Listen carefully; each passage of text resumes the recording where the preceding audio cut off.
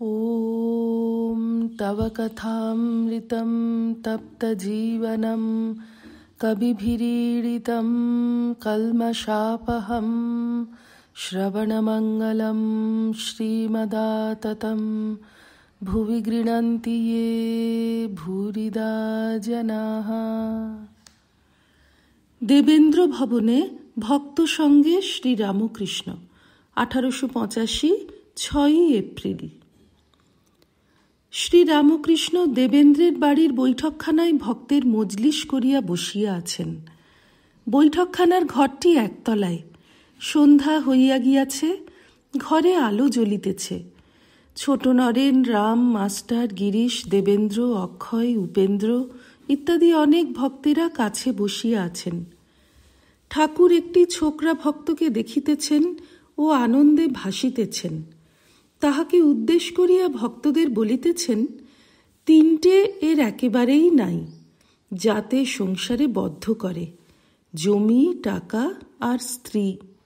ওই তিনটি জিনিসের উপর মন রাখতে গেলে ভগবানের উপর মনের যোগ হয় না।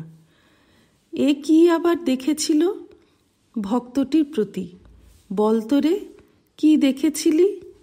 ভক্ত সহাস্যে: দেখলাম কতকগুলো নোংরার ভাঁড়।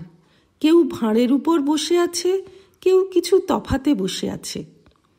শ্রীরামকৃষ্ণ: সংসারী লোক যারা ঈশ্বরকে ভুলে আছে, তাদের ওই দশা এ দেখেছে, তাই মন থেকে এর সব ত্যাগ হয়ে যাচ্ছে।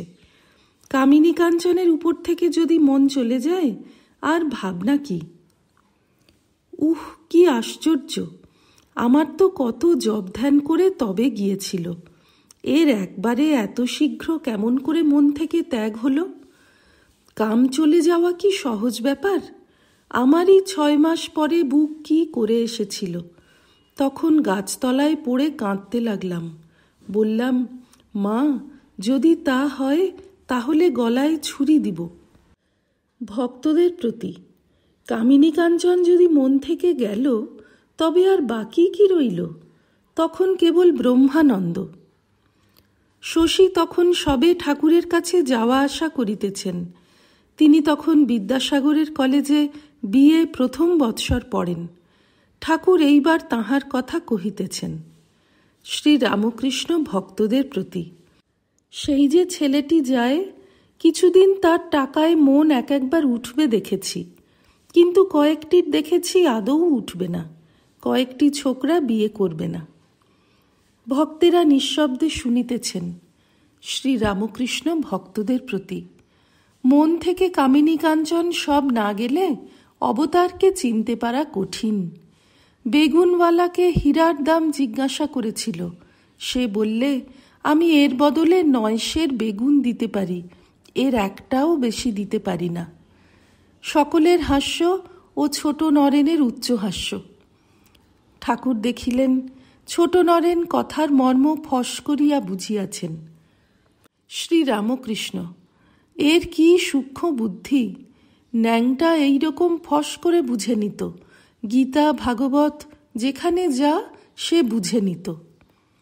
শ্রীরামকৃষ্ণ: ছোটবেলা থেকে কামিনী কাঞ্চন ত্যাগ, এটি খুব আশ্চর্য। খুব কম লোকের হয়। তা না হলে যেমন শিলখেকো আম। ঠাকুরের সেবায় লাগে না, নিজে খেতে ভয় হয়। আগে অনেক পাপ করেছে, তারপর বুড়ো বয়সে হরিনাম করছে, এ মন্দের ভালো। অমুক মল্লিকের মা খুব বড় মানুষের ঘরের মেয়ে। খারাপ মেয়েদের কথায় জিজ্ঞাসা করলে ওদের কি কোনো মতে উদ্ধার হবে না? নিজে আগে আগে অনেক রকম করেছে কি না, তাই জিজ্ঞাসা করলে। আমি বললুম, হাঁ হবে, যদি আন্তরিক ব্যাকুল হয়ে কাঁদে আর বলে আর করব না। শুধু হরিনাম করলে কি হবে? আন্তরিক কাঁদতে হবে। 13 পরিচ্ছেদ। এইবার খোল করতাল লইয়া সংকীর্তন হইতেছে। কীর্তনিয়া গাহিতেছেন, কি দেখিলাম রে কেশব ভারতীর কুটিরে, অপরূপ জ্যোতি শ্রী গৌরাঙ্গ মূরতি, দুনয়নে প্রেম বহে শতধারে। গৌর মত্ত মাতঙ্গের প্রায় প্রেমাবেশে নাচে গায়ে, কভু ধরাতে লুটায় নয়ন জলে ভাসে রে। কাঁদে আর বলে হরি, স্বর্গ মর্ত ভেদ করি সিংহ রবে রে। আবার দন্তে তৃণলয়ে কৃতাঞ্জলি হয়ে দাস্য মুক্তি যাচেন দ্বারে দ্বারে। কিবা মুড়াই চাঁচর কেশ ধরেছেন যোগীর বেশ, দেখে ভক্তি প্রেমাবেশ প্রাণ কেঁদে উঠে রে। জীবের দুঃখে কাতর হয়ে এলেন সর্বস্ব ত্যাজিয়ে, প্রেম বিলাতে রে। প্রেম দাসের বাঞ্ছা মনে শ্রী চৈতন্য চরণে দাস হয়ে বেড়াই দ্বারে দ্বারে। ঠাকুর গান শুনিতে শুনিতে ভাবাবিষ্ট হইয়াছেন। কীর্তনিয়া শ্রীকৃষ্ণ বিরহ বিধুরা ব্রজগোপীর অবস্থা বর্ণনা করিতেছেন। ব্রজগোপী মাধবী কুঞ্জে মাধবের অন্বেষণ করিতেছেন।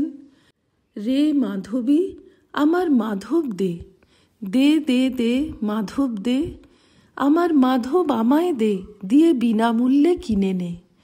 মিনের জীবন জীবন যেমন, আমার জীবন মাধব তেমন, তুই লুকাইয়ে রেখেছিস ও মাধবী। অবলা সরলা পেয়ে আমি বাঁচি না বাঁচি না, মাধবী ও মাধবী, মাধব বিনে মাধব অদর্শনে। ঠাকুর শ্রীরামকৃষ্ণ মাঝে মাঝে আখর দিতেছেন, সে মথুরা কত দূর যেখানে আমার প্রাণ বল্লভ। ঠাকুর সমাধিস্থ, স্পন্দহীন দেহ, অনেকক্ষণ স্থির রহিয়াছেন। ঠাকুর কিঞ্চিত প্রকৃতিস্থ, কিন্তু এখনো ভাবাবিষ্ট। এই অবস্থায় ভক্তদের কথা বলিতেছেন, মাঝে মাঝে মার সঙ্গে কথা কহিতেছেন।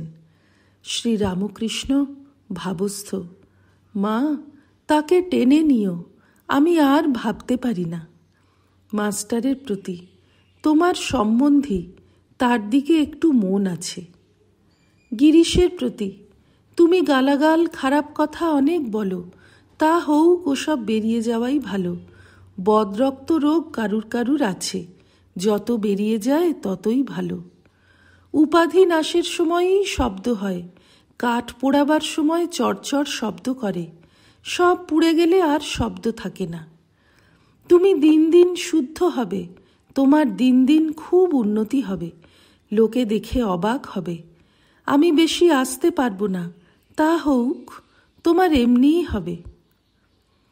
ঠাকুর শ্রীরামকৃষ্ণের ভাব আবার ঘনীভূত হইতেছে, আবার মার সঙ্গে কথা কহিতেছেন। মা, যে ভালো আছে তাকে ভালো করতে যাওয়া কি বাহাদুরি?